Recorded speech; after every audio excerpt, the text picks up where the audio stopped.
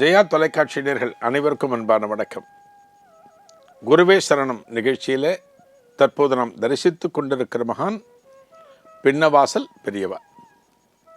இந்த மகானத்தை நம்ம தரிசனம் பண்ணுறோம். இவரை பற்றி நிறைய தகவல்கள். இவர் தியானத்தில் உட்கார்றாருன்னா, இப்போ தரையில் உட்காந்து தியானம் பண்ணுறார். ஒரு பலகை போட்டுப்பாங்க. இவர் பலகையும் போட்டுக்க மாட்டார், தரையிலையும் உட்கார மாட்டார். என்னடா இது, தரையிலையும் உட்கார மாட்டார், பலகையிலையும் உட்கார மாட்டார், தியானம் இருப்பார்னா இவர் தியானம் அந்தரத்தில் இருப்பாராம். இவர் தியானம் இருக்கிற இடத்துக்கும் இந்த தரை மட்டத்துக்கும் ஒரு 4 இன்ச்சு இடைவெளி இருக்கும். இவ்வளோ இடைவெளி இருக்குமா, மேலே தான் உட்காந்துருப்பாராம். யாரான ஒரு பக்தன்கிட்ட 4 முழ வேஷ்டி இருக்குல்ல, கொஞ்சம் நிறைய வாங்கிட்டு வாம்பாரான். சுவாமிகள் கேட்குறேன், வாங்கிட்டு வந்து கொடுப்பார். இந்த வேஷ்டியெல்லாம் ஒன்று மேலே ஒன்றை கட்டிப்பாரான்.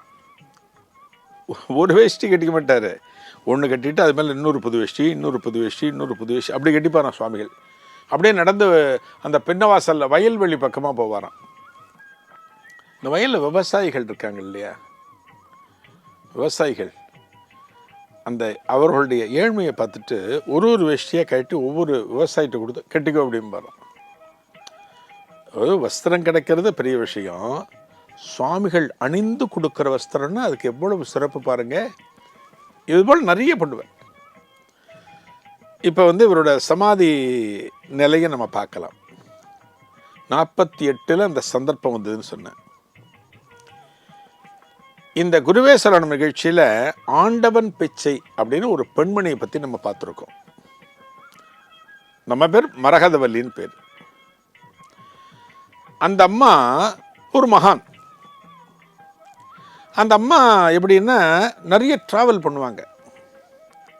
1948 ஸ்ரீசைலத்தில் ஒரு மகா சிவராத்திரிக்காக ஸ்ரீசைலம் போயிட்டு தரிசனம் பண்ணிட்டு சென்னைக்கு வராங்க. ரொம்ப உடம்பு அசதி சரியில்லை, ஆஸ்பத்திரியில் அட்மிட் பண்ணுறாங்க. இந்த அம்மாவோட பையனே ஒரு டாக்டர். ஆஸ்பத்திரியில் இந்த அம்மாவுக்கு உடல்நிலை மோசமாகி இறந்து விட்டதாக அறிவிக்கப்படுகிறது. யார் பையனே பார்த்துட்டு சொல்கிறோம்,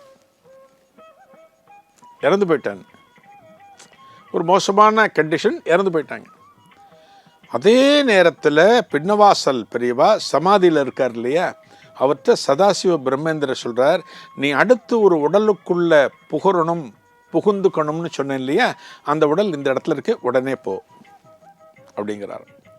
அந்த தொலை வழியாக போய் இந்த ஆண்டவன் பிச்சையோட உடலுக்குள்ள பின்னவாசல் பெரியவா நுழையிற ஒரு பெண்மணி. உள்ள நுழைஞ்ச உடனே இந்த அம்மாவுடைய உடம்புல அசைவு வருது. இந்த அம்மா இறந்தாச்சுன்னு டிக்ளேர் பண்ணியாச்சு, மருத்துவர்கள் பார்த்து சொல்லியாச்சு. இன்னொரு ஆன்மா நுழைஞ்சது டாக்டர்களுக்கெல்லாம் தெரியாது. உடல்ல அசைவு வந்த உடனே ஆச்சரியப்பட்டு செக் பண்றாங்க, இந்த அம்மா உயிரோடு இருக்காங்க.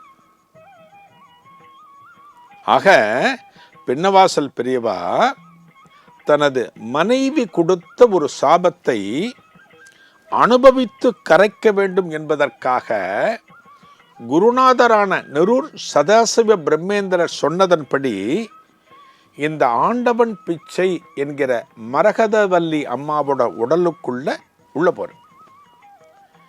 இந்த அம்மா சித்தியானது 1990. பாருங்க எத்தனை வருஷம் பாருங்க, 40 வருடங்களுக்கு மேல நடமாடுறது இந்த அம்மா ஆண்டவன் பிச்சை. ஆனால் உள்ளுக்குள்ள இருக்கிறது யாரு, பின்னவாசல் பெரியவா. அந்த பின்னவாசல் பெரியவாக்குத்தான் அதன் பிறகு தீட்சை கொடுத்தாராம் சுவாமி சிவானந்தன். யாரு, ரிஷிகேஷ் சொன்ன பார்த்தீங்களா, அப்பத்தான் அவருக்கு தீட்சை கொடுக்கிறாராம்.